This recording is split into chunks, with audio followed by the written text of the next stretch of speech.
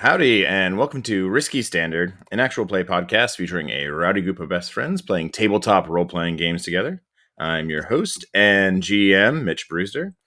You can find me on Twitter at MagnesiumB, and you can find the show on Twitter at Standard Risky. You can also always find us over on the show's Discord channel. Link to that in the show notes. Chatting about the show, posting character sheets, inspiration images, that kind of thing. Hinting at what's to come in Season 2. With me today, I've got Pete Loftus. Hey, what's up? I'm Pete. Usually I say I'm on Twitter, but honestly, I'm not really. I am still on there. You can find me at Chip Enjoyer, but they hid the likes, so if you're hoping to see what kind of pictures of tanks I'm liking, dream on. We got Malcolm Hall here tonight as well. Hey, Malcolm Hall, the Cozy King himself, has graced your presence here tonight. If you would like to visit the Cozy Kingdom, you can do so. You can visit the sort of digital fiefdom, which is my Instagram page. It's Malcolm Hall. Well, hang on, wake up. If you dozed off, now's a good, because you're so cozy. He's going to... Yes, you're going to have to walk through my kingdom, where it rains every day, and every hovel has a warm peat moss fire burning. And I'm going to go ahead and introduce the other guest on the podcast, Tim Mans. Wow. It really threw me off. I was hoping Mitch would give me a bit more of a runway to land on. I just dethroned Mitch a little bit and taken over. Hey, listen. No gods, no masters, all right? This is the rig, baby. They're now physically grappling. Malcolm has Mitch's t-shirt over his head. One host will, and two hosts enter, one may leave. I know you guys can tell from my voice and my demeanor, I am in a new room, and it is definitely more of a basement than I was living in before, and I hope that reflects in my playing style. So he's got that new room demeanor, and he's ready to go. Oh, yeah. I got those wood panel walls, just like maybe that cool uncle's house who let you drink a couple Miller High Lifes when you were younger. I don't know. Like a cool uncle, not the bad kind. And if you've got a cool uncle, send him on over to the Discord. So we have a special channel in our Discord now, the Council of Unks, and it's just for, unks like myself to hang out. I don't think any other members of Risky Standard are uncles, right? Uncle-in-law, baby. Oh, uncle. Okay, we got one uncle-in-law. Yeah. But that's it. Common law uncle. I've been an uncle for the last 24 years, baby. A practiced hand. One of the youngest uncles. I was a very young uncle. My young uncle Malcolm. So wait, you're 24. How old were you when you became an uncle? 10 years old. And were you ready for that amount of responsibility? Well, I mean, it was hard. I was already raising one child, so. You can find an answer to all these questions on our new spin-off podcast, Young Uncle, presented by Risky Standard. From the writers of Young Sheldon. All right. We got a little pep. We got a little zest. We got a little something. We're coming back today. We are continuing our ongoing campaign of Beam Saber by Austin Ramsey. As always, go check out Beam Saber at austin'sitch.io page. You can also check out quite a number of great supplements for Beam Saber, some other games Austin has designed over on that itch.io. We are coming to the end of what has been a somewhat lengthier than usual downtime. We've had a lot of stuff to work through in the aftermath of our last mission. In our last session, Rhodes met with the former Concordat thaumaturge and mystic known as Abel Selkirk, who taught Rhodes a little bit about the history of Rhodes' own homeworld, Feldspar, and about the nature of Imber itself and the planet's relationship to the Fundament and the miracle metal known as orichalcum. At the same time, Des and Carta have continued the work of the Black Star Constellation in Coronatus, continuing to train and arm up members of the anti-Grenfield group known as COG.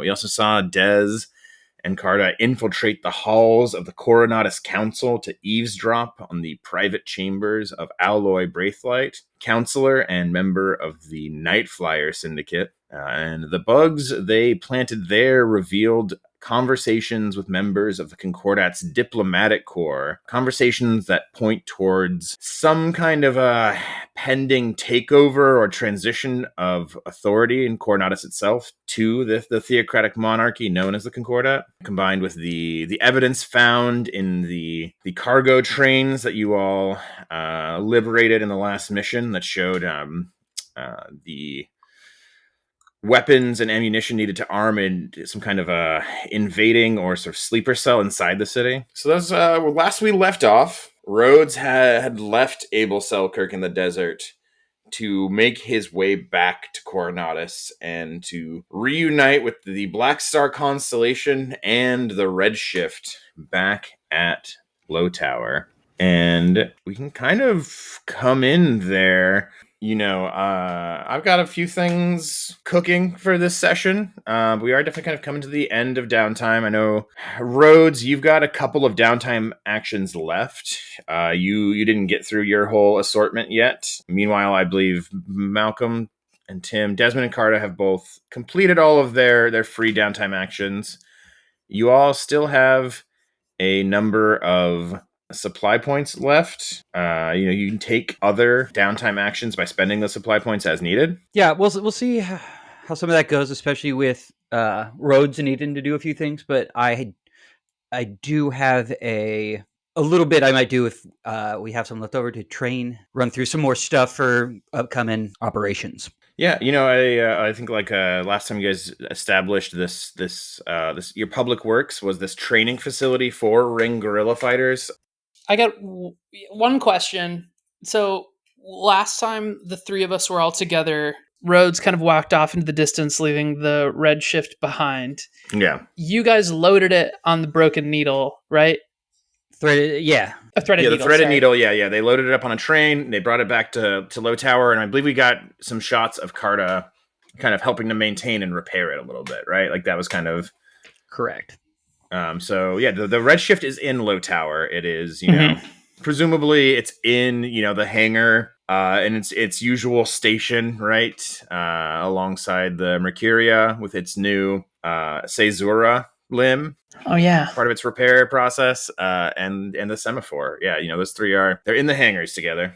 So yeah, I think on the long road back, it's been, I think we said something like 4 or 6 weeks, somewhere in between a month or so since we last saw Rhodes, right? Yeah, the course of this downtime, we're always a little flexible with time during these downtime sessions, but yeah, I think several weeks between the end of the last mission and kind of this return, probably the time it took you to get out there to kind of train and spend time with Abel Selkirk, while at the same time Carta has been building up this coalition force in Coronatus. Dez has been attending to his bugs in the city council, waiting to get the information he needed. Yeah. So yeah, I think several weeks has passed, and we can be fuzzy there. I don't think we need to say an exact number.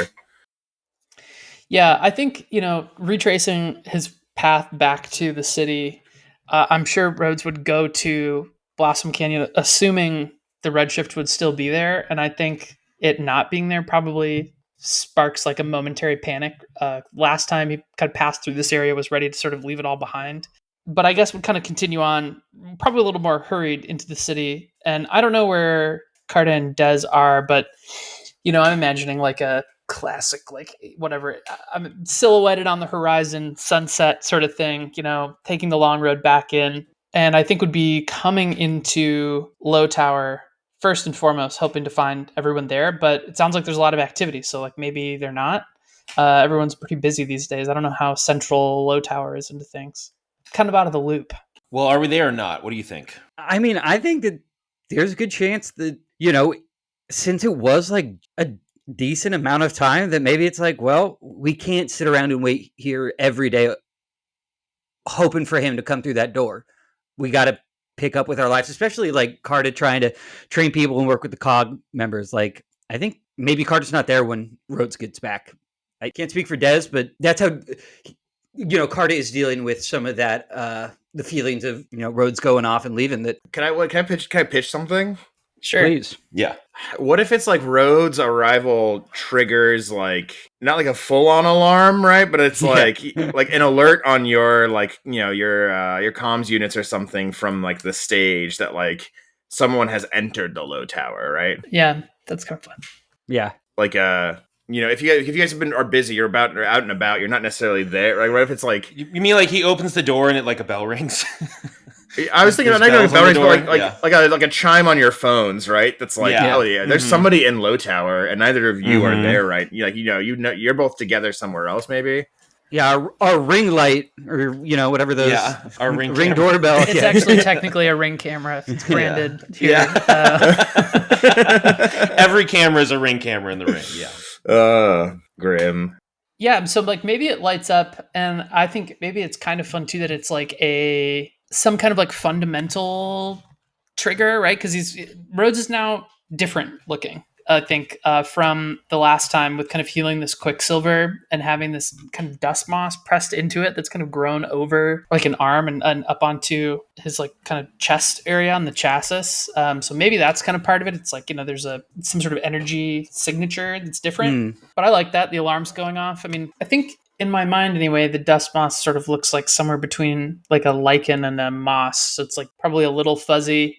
I think we talked about it as being like kind of gray blue before. Yeah. And I'm imagining that kind of like running. I think Rhodes has kind of the same vest he's worn throughout the series on. The moss you can probably see coming out from underneath it, kind of swaying. And I think we'll just kind of like bust the door open. We're not like open to the public, and like, hello? No one's here. And I think maybe kind of like sort of just letting himself in, right? Like maybe like clicking lights on. Seems quiet. It's like the Dead Leaves in the Dirty Ground music video. He comes home and the house is all quiet, nobody's there, and he's really stricken with the absence. Yeah, it's a quieter low tower, right? A lot of the work has been happening outside of these headquarters in the time you've been gone, right? There is deeper off in this tunnel network, right? Connected to it somewhere distant is this guerrilla training center, this kind of like firing range and like obstacle course been set up. But that's I think through the tunnels, like under a different part of the city. I think Rhodes maybe panics a little bit here, right? Like the redshift is missing, low tower is empty, and I think maybe even kind of like quickens to like a run, right? Where he's like, what the fuck happened here? There's no one here. Kind of tearing through the, like past the stage into the kind of mechanic bay. And you would see it there right as soon as you walk in though, right? The red shift is there, right? That thank God.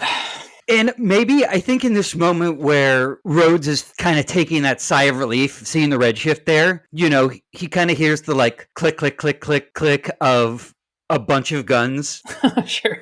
That's cool. Like, yeah, a bunch of like laser beads. Like from the shadows, especially since even if we saw you on the camera, maybe it wasn't good and we just kind of got the alarm and we're like, no one's there, we got to get back. So I think everyone at that point kind of as this unknown figure to us walks up to the redshift. It's just like, can we help you? That. Hands up. And like 4 or 5 other COGS members kind of walk out with their various different guns loaded, being like they would greet anyone else who they don't know walking into the space. But yeah, so you just hear the click, click, click. And then I think Dez is there too. He flips on the light and the whole thing gets illuminated. Yeah, that's cool. Like warehouse lighting. Well. If it isn't the return of the prodigal jerk. What's happened here? You guys are on the retreat? It's funny coming from you. Yeah. We don't tend to run away as quick, I guess. We've been busy, Rhodes. Looks like it. And I'm your enemy now? Never said that. No, but a thank you might be nice. Well, why don't we put the guns down and we can talk about it? All right, that's fair. Reasonable. All right. Guns down, COGS. Fair. I think from here, like, Rhodes' probably immediate priority is the redshift, and I think would probably just like kind of walk up to it, right? Like put a hand on it. I think it's probably still carrying like the weight of the revelations he's had. I think probably like one hand up on against like the leg of the redshift. Listen, boys, I'm sorry. I had some things I had to take care of. There's some things I have to tell you too, but I shouldn't have left you alone out there. Thank you for taking the machine. I can't say I know what I'm doing, but I did what I could. Some of this fundamental technology is a little over our heads, if we're being honest. To be honest, I'm surprised it let you touch it at all. I don't think the redshift is quite what we thought either. I met Selkirk. I found him after days of traveling. Now, what's he like? Uh, Is he weird and intense? Sort of strange. Not what I was expecting.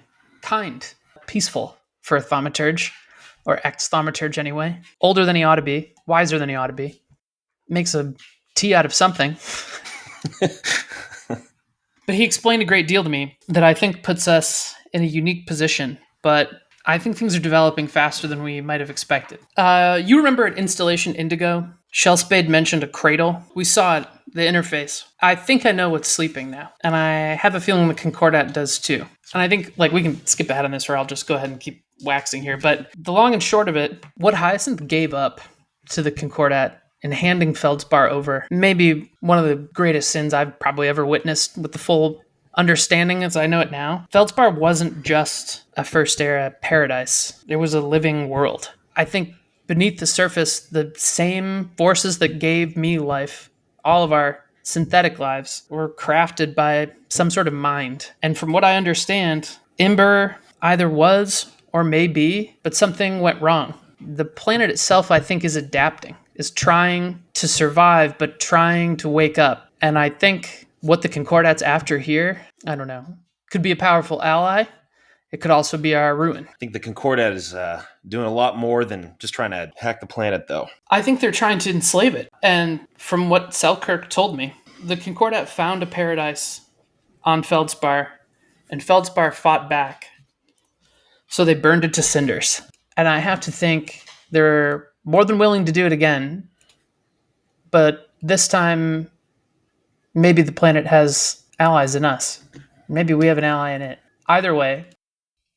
Aren't you curious to know what we got off the train? You want to see the goods? Yeah, show me. I thought you would have sold it by now. Well, if you'll take a look at the Mercuria, I've made some modifications.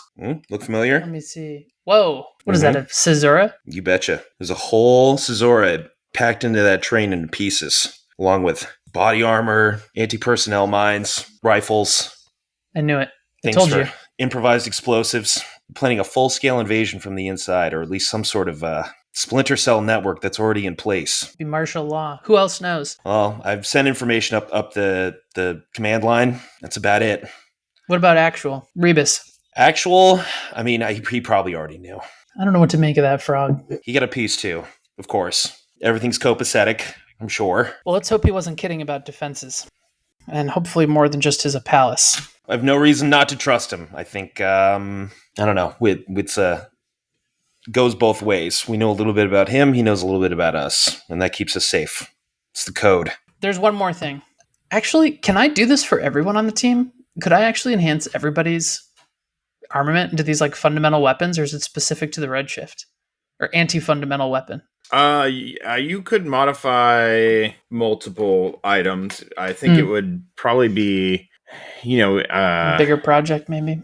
I think each thing that you modify would be its own downtime action.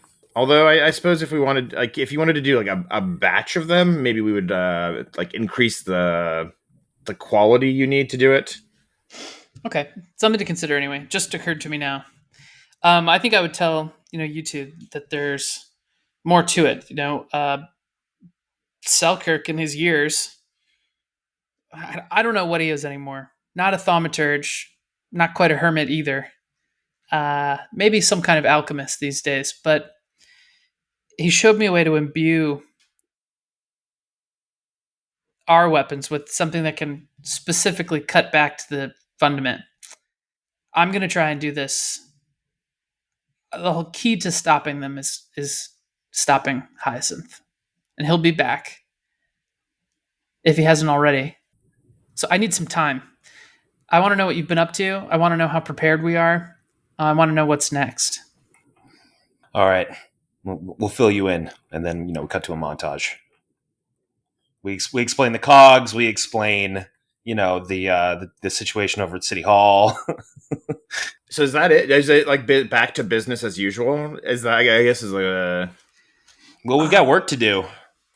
Yeah, I mean, I guess Carta does want to, ask Rhodes a bit more about this planet waking up and what we saw, or what was in the cradle. And what does that mean for us? If this planet is waking up, what do we do to help? Or do we let it wake up on its own And like, you know, I want him to explain that more to me. Mm-hmm. You know, we all saw that cradle, and that is a very big idea of what it means for a planet to wake up. And if any kind of revelation of that came, especially with like his connection to Feldspar and what needs to be done differently here, or what we can do to make sure something like that doesn't happen. I mean, I think, what does it mean? Carta, it means a green ember. It means a breathing life into this old dusty rock. I can't tell you what it means to wake it. I can tell you it's not going to be good if the Concordat does it first. I think maybe what we saw at Installation Indigo from Shell Spade, which I suppose we could maybe rattle the cage and see if we can find again, but I imagine it's some kind of shackle more than a cradle, right? They're probably trying to, I don't know, own whatever it is. I think we have to give it time. I think we have to protect it. And you've seen it, right? There's the dust moss is growing. Look, he's healed me. I think would kind of show his wound, right? It's like, the Quicksilver was coursing through me from the knife. That Selkirk did something, was able to heal me. It was excruciating. And this dust moss seems to be feeding off of it. I think it's feeding on the fundamental energy that orichalcum pulls out from this place, from that other place. Was the dust moss engineered as well? I don't know. I don't know. Is it a natural product? What am I? Good point. Damn, you're a real deep guy, Rhodes. You know that? I'm different now. He made me smarter, dog. I don't know. I don't know, but I can tell you things are changing, and we have an opportunity to steer it along the right course. Yeah, it just makes me think, does anyone need to wake the planet up? Or should we make sure that it sleeps soundly and it keeps dreaming in that peaceful sleep? Does that make... Maybe. I wish we had that luxury. I just don't know. If we wake it up, is it going to be able to tell the difference between us and anyone else who might do it?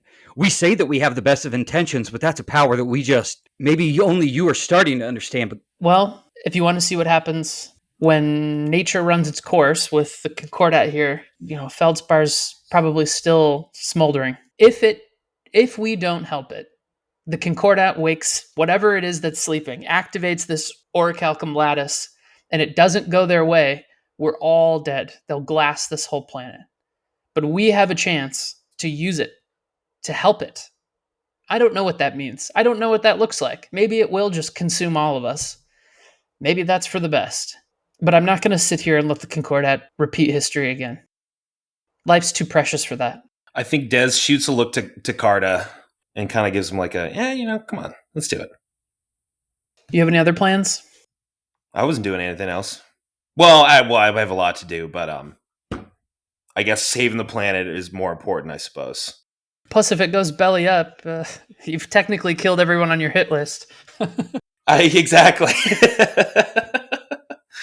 No, I believe you, Rhodes, and you understand this in a way that I guess I'm only starting to. I'm ready. You got to come out with us to the desert, dude. Have some of Selkirk's tea. You're gonna get this. Your third eye is wide open, dude. And I guess now you're among the thugs here, so I guess kind of speaking to everybody, right? At this point, I assume everyone's still kind of up on catwalks. Yeah, there's I guess if this has all been happening in the hangar, then yeah, they're probably this sort of assembled squad of members of COG probably are kind of around, right? And Zed and Bitter. Zed and Bitter are here as well. Yeah. They've come out, They're this assembled group of folks are looking to you guys now. At this point, I also kind of feel like maybe you should have a cohort here that is like a COG feels like it is approaching the point of a fire. Yeah, team as well. It really is. Do we have to spend anything to get that? I feel like we've kind of stumbled into it in the fiction in a weird way through like these other long-term projects that we've been working on, and it feels weird to me that it's not one right now. Yeah. So I think just for the sake of it, I think let's establish COG as a fire team, because I think with some of the action that's going to be coming up, it might make sense to have that. I think maybe since we're all here, just at this point, we're probably still talking, but I think Rhodes would just project more, raise his voice, right? This is sort of our rallying cry moment, right? For everybody here. It's like, this is the moment they become the cohort, right? What say you, Cogs? Would you have a free ember? Would you fight for a chance for a better world? Would you accept death? I didn't think so. And probably, right, erupting in cheers, right? These are, I think before erupting in cheers, right, like Rhodes starts speaking, and it's like there's like an energy building, but I think that they all look to Carta, right? Like for the seal of approval here, like the Okay. As the eyes all turn towards me, I make eye contact with them and then back to Rhodes and go, well, if we're going to wake it up, let's at least make sure it's in a good mood. Let's wake it up on the right side of the bed, boys. And yeah, the cheers erupt, right? I think there's a flurry of activity, right? It's like just people feeling like they got to get ready now. Even though there's not necessarily an action right now to take, I think there's like a sudden sense of urgency, right? His name was Gwent Selector. Is that from Fight Club? Yeah. Guy who His name was Robert Paulson. Yeah. Gwent Selector. So I think that they are going to be a fire team of toughs, right? Let's hear the description for toughs, Mitchell.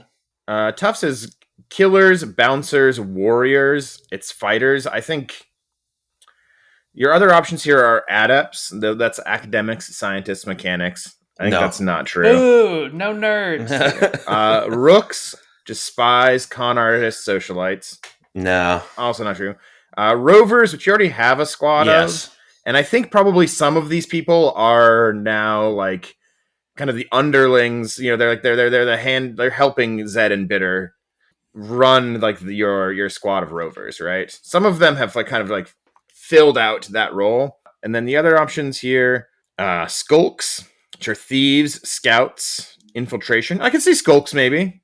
Or toughs, right? Killers, bouncers, warriors. What was the skulks again? Skulks are thieves, scouts, infiltrators, etc. That's also not quite it.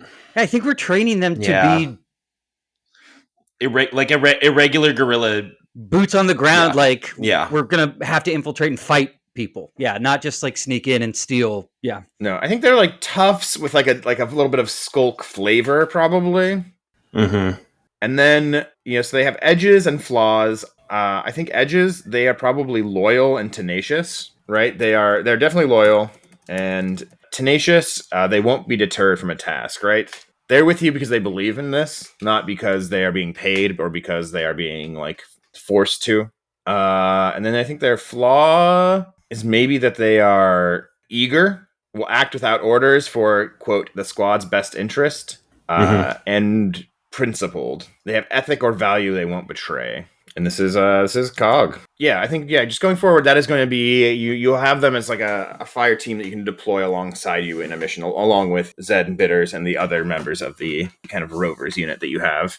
And then there is probably this impetus, like I said, to action, right? Now that obviously there's no threat in the low tower, that this alarm has been kind of lowered. I think it is probably people checking weapons. It is going back to the guerrilla training facility, awaiting orders, as it were, as we kind of like move towards whatever that is next. Well, and on that note, right, like what's next? I guess is the next thing for us to discuss, which is this action on Grenfield, right? Yeah.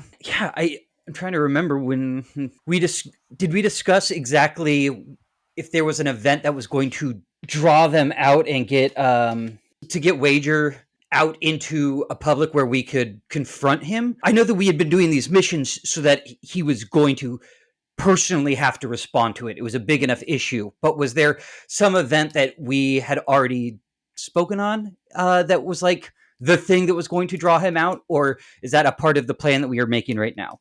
That is like the missing piece a little bit, right? Is like where we've reached right now is, you'd be based on the long-term projects that you have already completed, Carta, including the one that you finished last time, the sort of assembling the coalition and then gaining Grenfield's attention. You brought Wager to town. You've kind of set Grenfield on a kind of high alert within Coronatus, kind of made them aware to some extent that there is a movement building in the city that is directly opposed to them specifically, as opposed to just the Commonwealth. And so, yeah, you have kind of reached this moment where the next time you make a big move against Grenfield, Wager Felbar, the right-hand man of Meyer Grenfield, the kind of fixer and kind of head of security operations, will respond personally. Will deal with this problem, but you have not yet narrowed down exactly what the action is or what the mechanism for bringing him out yet. That is kind of the question we kind of want to answer, which, based on what we were talking about last time and we've been kind of talking about, leading up to this, I think that is likely what this squad's next mission is, right? Okay. So we don't have that yet. And we still also, it's worth saying, as we kind of move into this kind of moment of action, this could be a great place to do some more gathering information if you wanted to kind of figure out where you want to kind of point this coalition at, what you want that next mission to be. Right. We also still do have Pete, Rhodes. You still do have your 2 downtime actions left to spend. So we can kind of montage this a little bit as we want to. As we kind of move towards a moment that is going to bring us to that next mission. But yeah, so you're right, Tim, though. That is the thing that we don't have. Yeah, okay. I'm just brainstorming different ways to get Wager out into the open and... Perhaps a play. Oh, I genuinely was thinking about, COG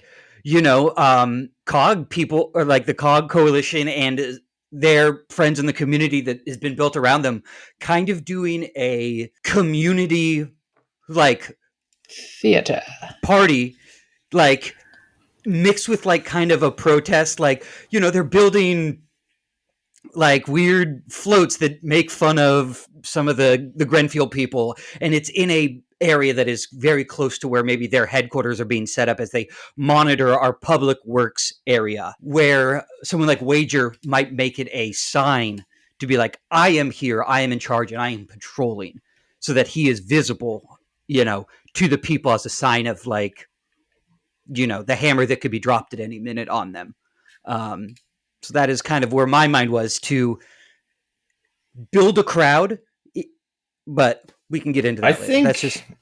I do think, right? It would probably need to be a greater threat to their security than just a protest. You know what I mean? Right. Is there something that we know Wager wants or would like? I mean, I guess my thought was that the is he you? The protest is, I don't know. I guess in my mind it was it is something that is in a way that the protest is going to lead to bricks being thrown, shots starting to get fired. It's meant to start that boil over. But again, I'm open to other thoughts. I don't want to give away my plan too much right now, but I'm open to discussing that further with other COG members, or especially, if Rhodes and Des have other thoughts, if we're, even if it's just kicking around the low tower one night of brainstorming how we get Wager, how I get face to face with him. I'm also this would be a dirty trick, but would they want Shell Spade? Because we probably have a beat on him, right? What if we tied him to the railroad tracks? Well, Shell Spade is in or on his way to Sedge with Troubadour. True. Probably in Sedge by now. Yeah, at this point he's probably in protection for sure. Yeah. In fact, I think probably, maybe this is around when this happens. Maybe this is to bring it into a place. Maybe this is at the stage, in the briefing room inside the low tower. Maybe some of this has been looking at maps of Coronatus, talking about what can we do here. The stage lights up. The hollow table lights up with an alert. It is a message from Troubadour, a direct communication apparatus delivered. Probably some kind of camera extension arises from the table and scans the people who are in the room before it plays. Oh yeah, it's like the apparatus, it blossoms like a black, like cabley flower. And then like a scanning light fills the room for a moment. And then there's like an affirmative beep, and the holo projectors whir up to give you, I think, like a very grainy, kind of like broken image of Troubadour wearing the scatter mask, kind of in full costume, and the recording starts to play. Black Star Constellation. I hope this message finds you well. I am arrived safely in Sedge with Shellspade and High Knot. They've been delivered to a secure facility where we will learn all we can from them about Grenfield and its Nexus initiative. I've been a part of many discussions and meetings with the members of the Ring of Imber and the Free Army Council about our discoveries, what they might mean for the revolution here. I had hoped to write to you with better news, but our discoveries and their significance seem to pale in the light of the Concordat's recent troop movements. There are forces now congregating along the edges of the Coldhurst Chaparral. We receive reports of similar gatherings in the north near the edges of the Commonwealth's borders. The Free Army is, perhaps understandably, more concerned right now with the immediate threat of siege and destruction than the mysteries that lay beneath our feet. I will continue to try and highlight to them the significance of what we have found. There might come a time soon when war once more consumes the basin, and there is little attention left to spare on chasing fundamental mysteries. Despite that, I know our work is important. The truths we have uncovered might still hold the key to ending the conflict on Imber, and I intend to pursue them no matter the dangers. I hope you will join me. Stay safe, Black Stars. I hope to see you again soon. The message cuts out. So are we like relieved now, or do we still have to go to school tomorrow? That's bureaucrats for you. Seems that war is upon us. It's here, or just around the corner. Short-sighted. I knew this day was coming. If they're not going to pursue it, we're going to have to. This war is surface level. Yeah, I know it's probably a bigger preoccupation than what's, as Troubadour said, below our feet, but that's what we're fighting this war over, I'm sure of it. Mm-hmm. These politics, petty squabbles aside, let them debate all they want in Sedge. We're right here. Either way, this ends with bringing some justice back to Coronatus. I need to make some repairs and some preparations. Let's meet back in, 10 cycles, and we'll get some planning done. You're right. If we can't make the people fight for Coronatus, even the segments of the city that they live in, what hope is it that we bring their hearts, their minds into fighting for the planet as a whole? We need to cement the forces here, with actions here. You're right. They can talk all they want about it in Sedge, but we're going to have to put it in action here. I think you already are. We've got the numbers. We've got the people and the passion. At a certain point, Troubadour's going to have to listen to what we say about it. Don't hold your breath. But I understand. Besides, Troubadour is on the other side of the basin by now. If there's a siege on Coronatus, you're probably standing in the command center right now, Lieutenant.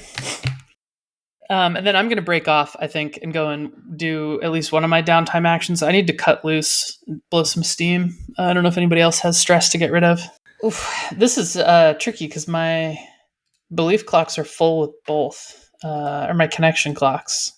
So what happens when whoever you cut loose with next, you will, fill this belief clock, which means you will mark an XP, you'll reset the clock to 1, and then you will get to ask about a truth relating to one of the 3 beliefs that you have written with that pilot, and the pilot has to answer it truthfully. So you've got a handful written here for both of them, and kind of cover them once we decide who you're going to cut loose with. But yeah, so that is what will happen. And it does mean, though, that next time you want to assist that person on a mission, it will only cost 1 stress, as opposed to the 3 it causes you right now to assist either of them, as your relationship is kind of changed by this new insight. Okay. So yeah, in this incredibly kind of tense moment in the squad's history, what does cutting loose look like for Rhodes?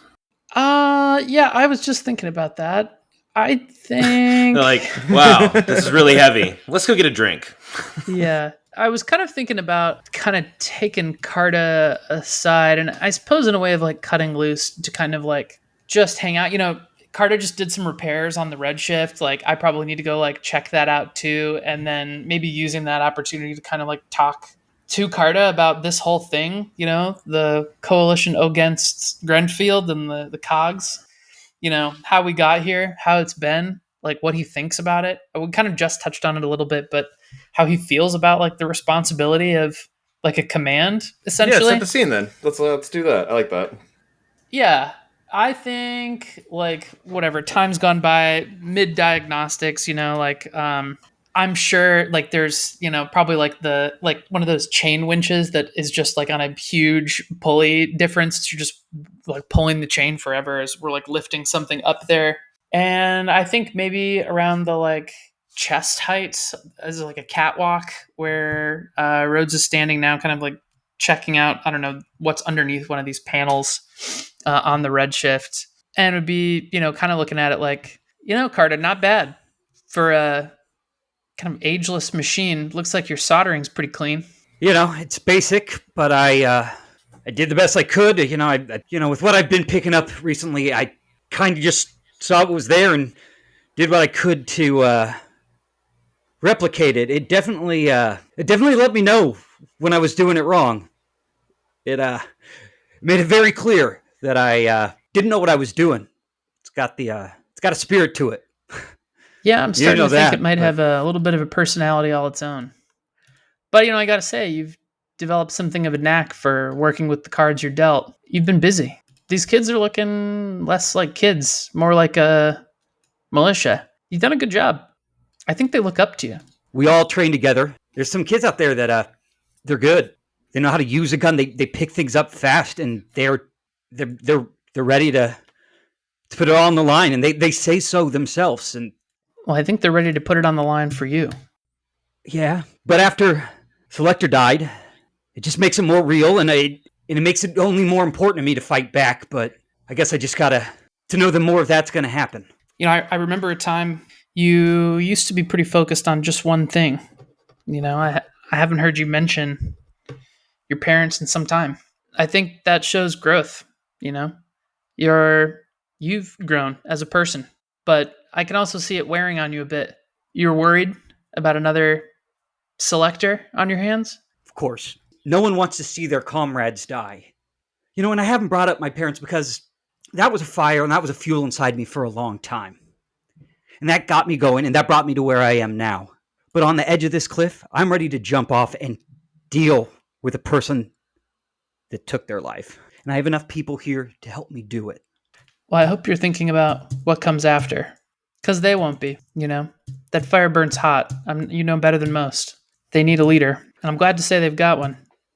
Well, you made it very clear that there's something else that's coming. We all know that. We all see that. When they help me finish the project I've been working on for this long, I know that fire will keep burning inside of them as well. And maybe I can look back at my comrades then, and we can take the fight to the next target.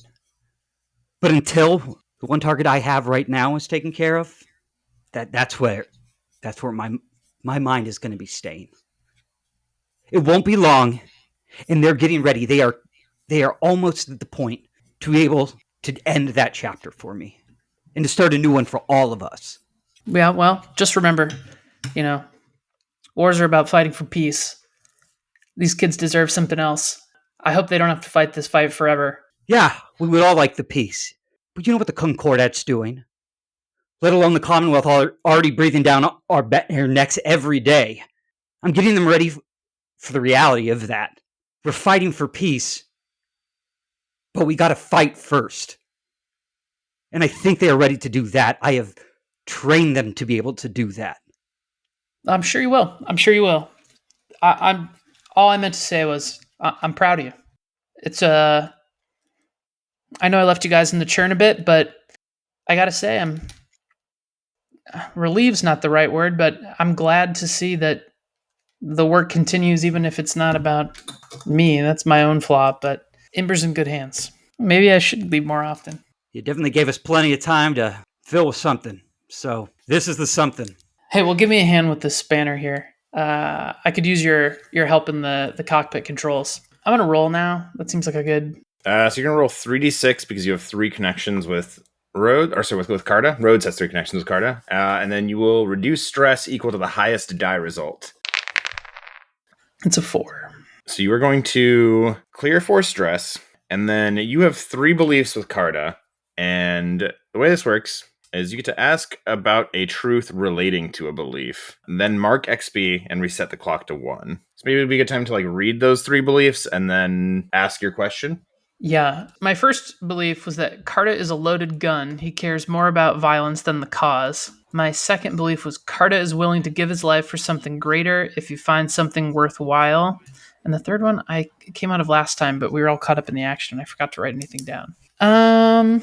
Question hard truth on this one. I don't know if it's like kind of in the text of the beliefs, but like, what side of this war do you think your parents would have been on? They would have been on the side of Ember, the planet itself. The planet that they spent years and years studying, traveling, learning about its hills, its plains, the plants that grow there. That's what side they'd be on. Is that the side you're on? Because I think, like, what I'm getting at here, I guess, is, what I'm starting to get from the ring is, like, they're kind of caught up in politics here, right? Like, and I think the lines that Rhodes is, like, more keenly aware of now is, like, there's all this squabbling here on the surface, and there's, like, this greater thing, right? Like, what I'm essentially asking is, like, I think what Carta's parents were all about is probably more aligned with us now, but I think between this and like what we were talking about in our downtime, right? It's like there may come a day, right, where even your loyalties to the faction and your loyalties to like the world may be in conflict, right? And like the thing I'm kind of trying to push Carta on a little bit, right, is like revenge has an endpoint. Like the struggle doesn't. But I think that's a good answer. Like I think part of this is like I don't know. We've seen Carta grow a lot away from just kind of this like vicious teenager into now like an up and coming little general. I think I got what I wanted out of that. Like I think in that regard, the Carta knows that, and I used to think about my parents' death and the Grenfield and just wake of destruction that it leaves everywhere it goes as a fire that fueled me every day to keep going and to get what I needed from them to make myself feel whole. And that fire did keep me going for a long time. But that fire, over time, was used to forge its own chains that ended up weighing me down. And it's time to let those chains go so that I can move on to the next step. And I'm so close to unlocking that lock that keeps those chains there. I promise you, Rhodes, I am close. And when those chains are gone, the fight that you say is coming to us whether we want it or not, I'll be more ready than I've ever been. And a new fire can be lit. So you will now, reset your connection with Carta as you kind of have a new perspective on your relationship with him. So you'll have one new belief now. You mark one connection with him and have a new belief.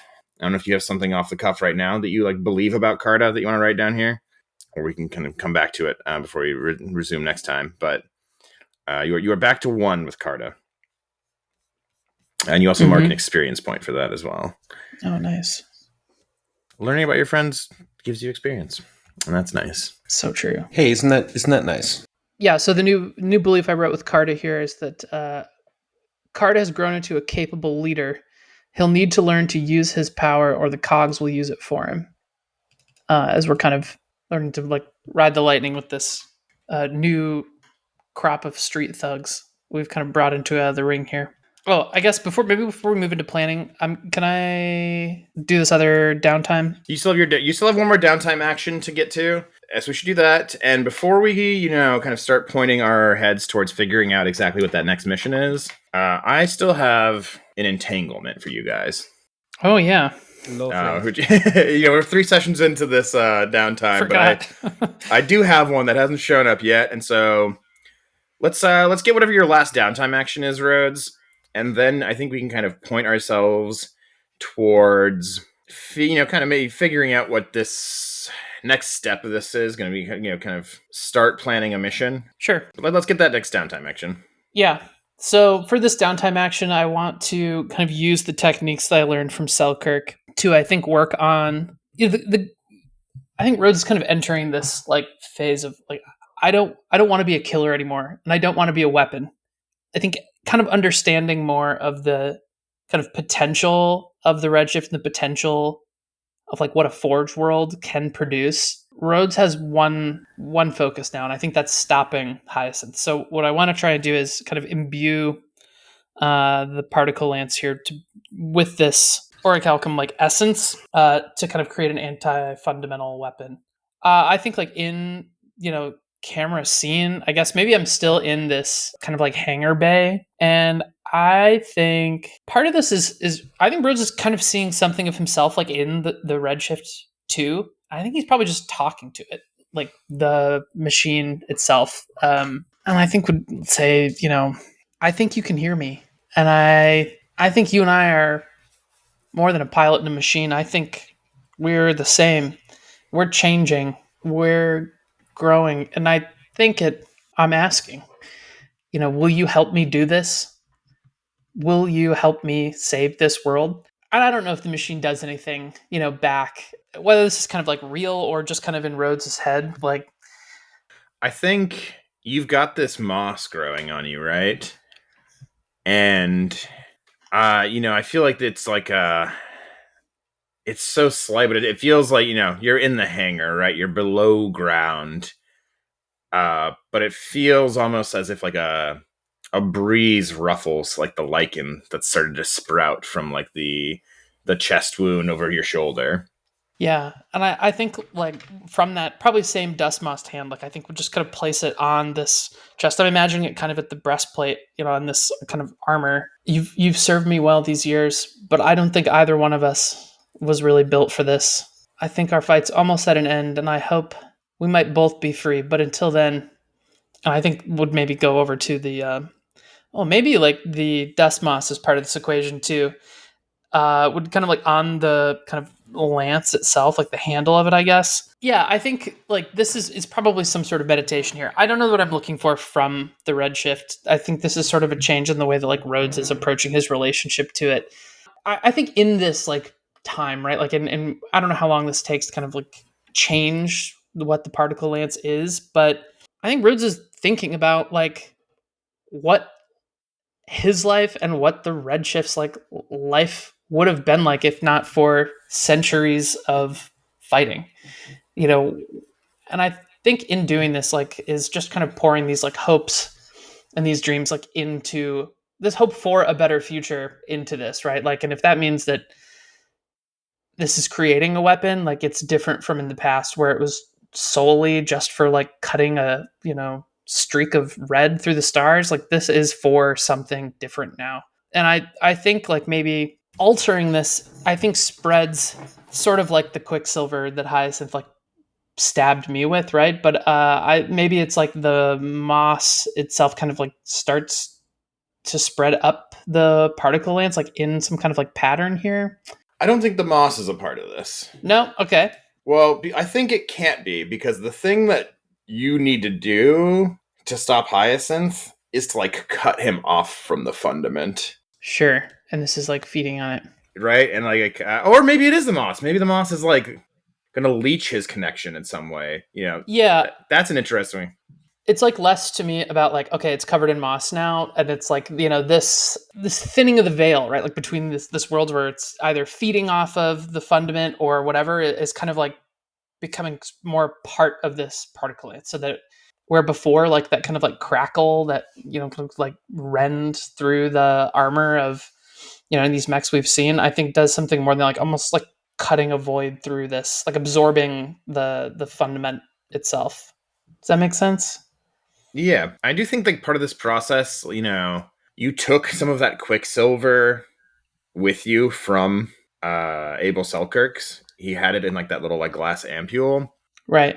I think that like part of this is like, the information that he gave you to do this, right? The schematics. I think you have like some of these things that are like probably holographic projectors on like real material, like machinic changes that you need to like make to the machine to produce the kind of like null field that it has to produce to like achieve the effect you're desiring.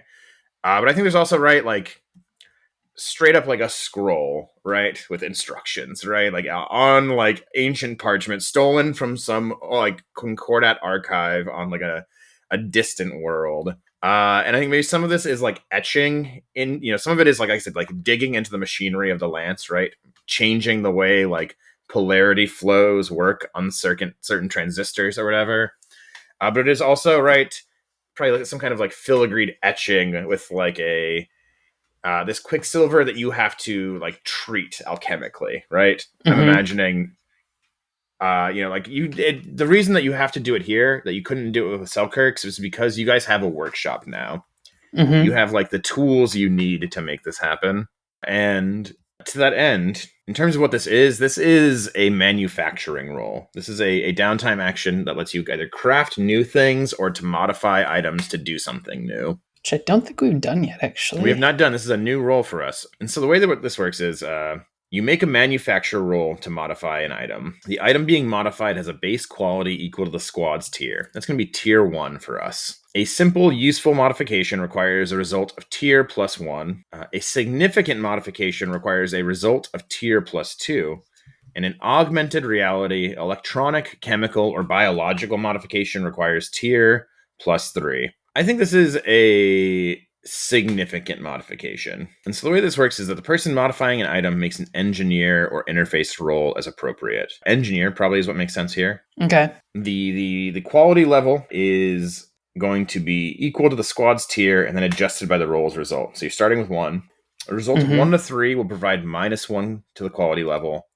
A 4 to 5 makes no change, and a 6 provides +1. A critical success gives +2. If the squad has the workshop upgrade, which you guys do, it provides +1 to the quality as well. So you need a 6 here to like finish this. But you can always spend material to increase the quality level of the manufactured item. 1 material for +1 quality. So if someone is helping you, you can get an extra dice on this, but I think that means bringing them into the scene, right? Bringing the camera in to have another person in this room doing this work with you. And I don't know if there's someone else here who is doing that or who would do that, or if this is like a Rhodes on his own type of vibe. I mean, Carta's willing to be whatever help he can be. He's obviously has picked up a little bit, but this is also a operation that is, I think, clearly beyond both of our full scope of knowledge. I think I want it to come from me. Like, this is my totally. Machine, my project, this is like a chapter, I think, for Rhodes. I'm going to try it. I have 1 in engineer, so that gives me rolling 2 to start. You're rolling 1 to start. Just you're rolling engineer, but you're going to get +1 to the quality result no matter what because of the workshop. And I can't like push myself, right? I guess you could, right? Yeah. I mean, I guess because part of this is like, I think it is really complicated. And I think it is like both kind of mechanical engineering and something else. And I think at least thinking in my head, has been like, this is kind of Rhodes like pouring himself into this a little bit. And I think that's also like kind of sifting through like a lot of his past scars, like not mechanical scars from Beam Saber, but like a lot of the experience of the last 100 some odd years of this like kind of constant warfare and like kind of bringing it to an end. So if I can push, I think I'd like to. I think it makes sense here for me. Yeah, right. Like that rules as worded. I'm not sure. You normally don't push on downtime actions, but I like the idea of that here. So I'd say shoot for it. Okay. And then you can spend material after this roll to add to the quality here. Okay. So here we go. Rolling 2. It's a 3. I think it's like, sparking and sputtering. We're like kind of into the realm of like theoretical here. I've seen it done once. You haven't even seen it done once. You've just looked at schematics. Somebody told me. I'm looking at like a literal scroll. Yeah. Yeah. There's tea stains all over it from cups of whatever that stuff was. So I can spend material to improve the... Yeah, so you get -1 quality because you've rolled a 3 as your highest roll. You get +1 quality because of the workshop, which is neutral. Nice. You can spend 2 material here to get to where you need to be. That is spending squad material to basically get the quality up to where it needs to be for this to function. You have 3 material to spend? Yeah, but I also, like, it's not just mine. The material came from the train heist, which these 2 salvaged. So it's kind of up to you guys. What do you think? Feels like this might be something very beneficial for Rhodes to have. And the fact that I don't have anything specific planned for material, unless I would need to spend it in any kind of gather information, which would be the only other thing I wanted to do. You don't need to spend material to gather information. Didn't think so. 'Cause that's not a downtime action, yeah. Right. So I don't have anything that would say don't use it unless Des has any type of... I think Des is probably sitting at the edge of, like, in the doorway of the workshop.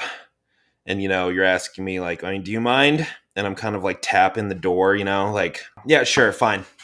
Go for it. Thank you. Great. I love it. Great. And he leaves. And it makes sense here that it is the material from the train heist, because the material you got from the train heist was, at least partially, right? It's Concordat stuff, right? Probably you're salvaging pieces from what's left of, like, the disassembled Caesura unit. Mm-hmm. Fundamental capacitors. Probably you short quite a few of these things out before you're finally able to, like, kind of figure out how to actually make the thing work the way that you want it to follow the instructions correctly. So maybe, like, after another hour or two of this, It might even be a couple days, honestly. You know what I mean? Like, this is not you're Yeah, making a that's right. kind of forbidden fundamental, anti-fundamental weapon stolen from, like, the lost scrolls of a Concordat archive, and you're not even really, like, a mechanic. Yeah, sure. So I think it takes time. Do you have a vision of what this looks like when it turns on for the first time? When it finally kicks on, when, like, when the etching is correct, when the internal machinery has been set to create this kind of, like, anti-fundamental field? Yeah, I think that, like, the etching that kind of runs down the, like, shaft of the lance itself, and I think the blade, before we kind of described it as, like, blue, kind of crack, like Kirby crackle, blue, black, sort of like licking at the edges of reality on the blade itself, I think changed from, like, that to being more of the same, like, opalescent color that, like, the secondary form looks like here, where it's kind of that, like, mother of pearl, like abalone-ish effect. The lance itself, I think, like, up and down where this, like, etching, like, it just looks really filigreed, with kind of this dense and, like, intricate inlay now. Probably on, like, closer look, like, that inlay maybe has some of this dust moss, like, effect too, where, like, it looks like it's swaying a little bit. I think especially when, like, the blade is, like, lit, but I don't think it's, like, fuzzy looking. Any color? Yeah, I got one piece, right? Which is, like, Sure. when you fire it up, when you, like, kind of activate this null field is what I keep thinking of it as, right? Is, like, this, like, nullification of the fundament. It feels, you're just standing in the room when this new form of the blade ignites. I think you feel, like, a deep wrongness, right?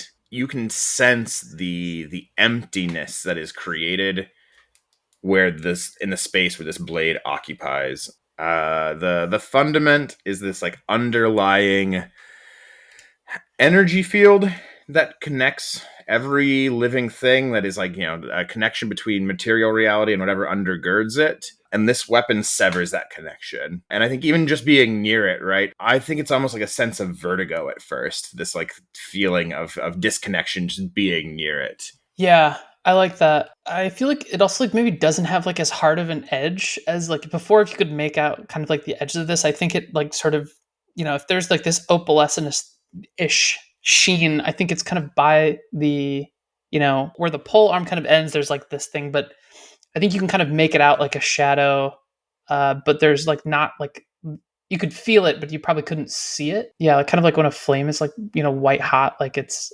burning, like, so it's almost like it's, half there, half in somewhere else. And that's your last downtime action.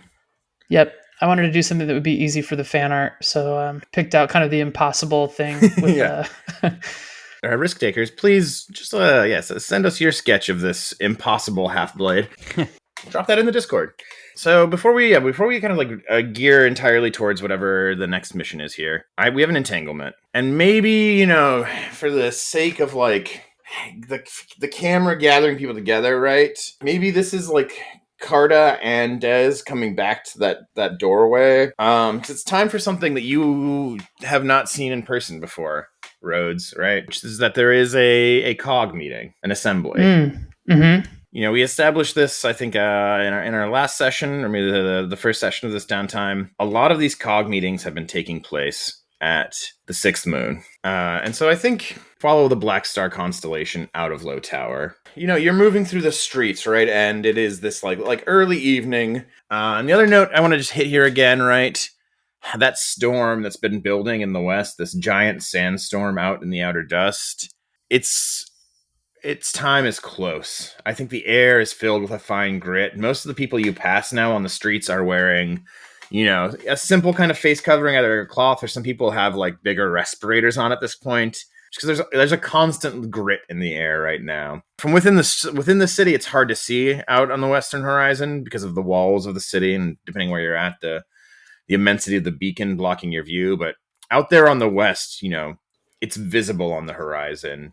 A massive wall of dust and sand making its way towards the basin. But there's something else in the air as you work your way through the streets of Coronatus, out of the works and towards the narrow side streets that contain the sixth moon. And that is rising ever more distinctly the closer you get. There are billowing clouds of black smoke.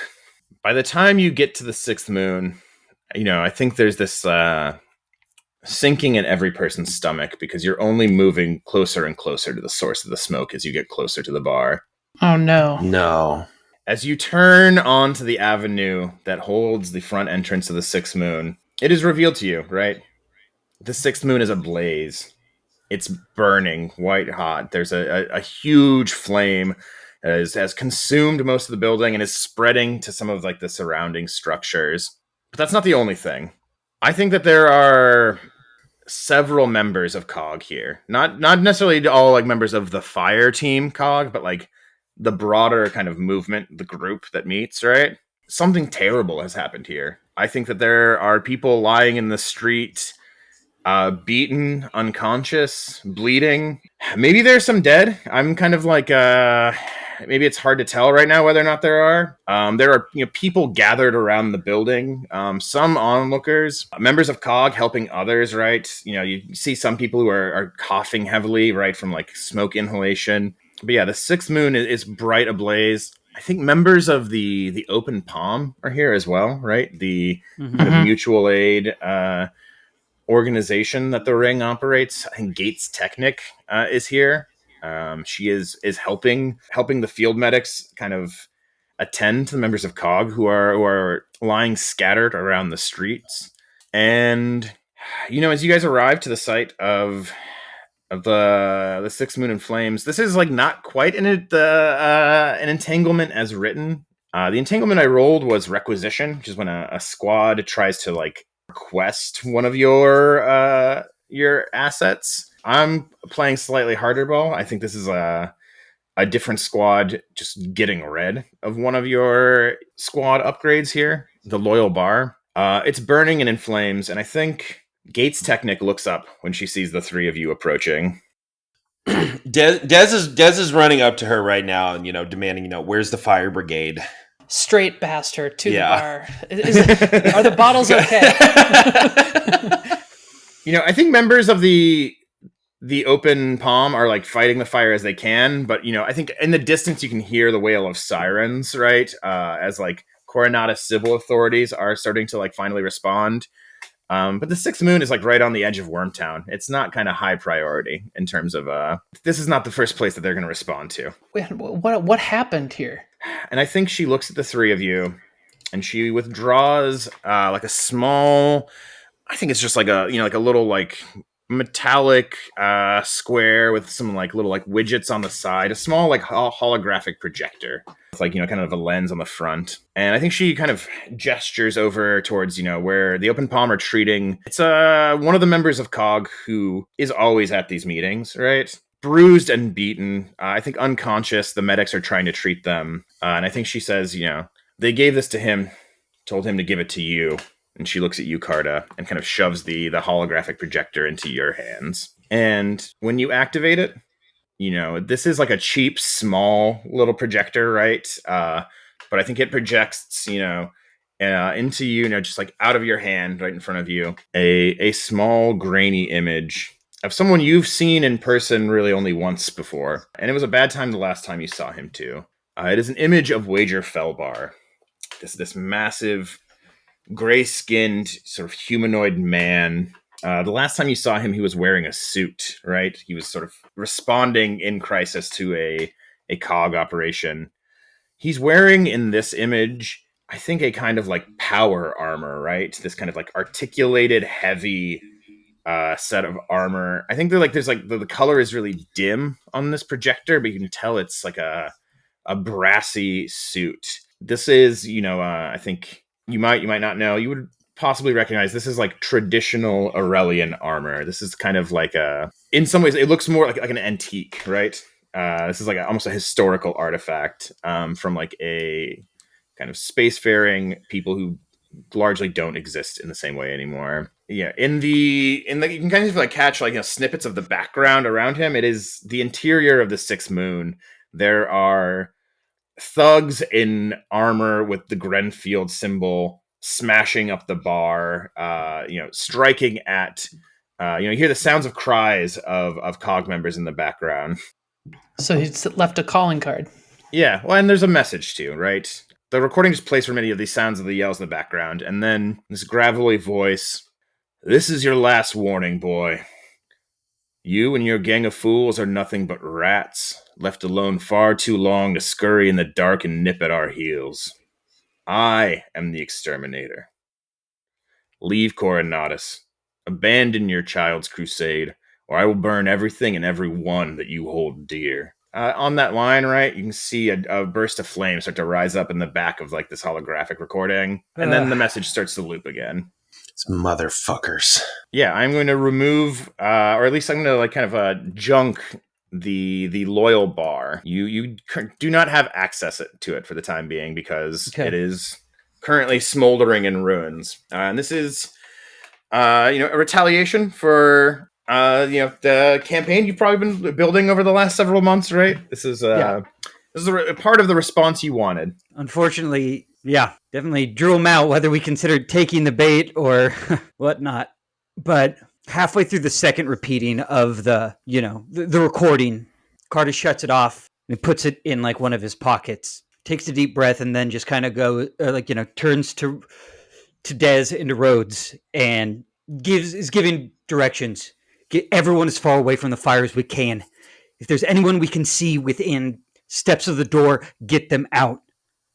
There's no need. It's too dangerous to go in. But anyone who's hurt, take care of them next. And starts kind of just going into, not the rigmarole, but he's taking comfort in knowing that all he can do right now is help the people who are hurt and do as much as he can to get the people that can out. And after, some of that, meet me back at Low Tower, all of us. They're not going to stop now. This is one fire started today. There will be another tomorrow. And the more and more days that pass, the more of it, like he says, will burn. We've got to move quicker than their flames. And we need to move all together. We need to find a place where it's going to hit them the hardest and hit them where it hurts the most. It's going to take all of us.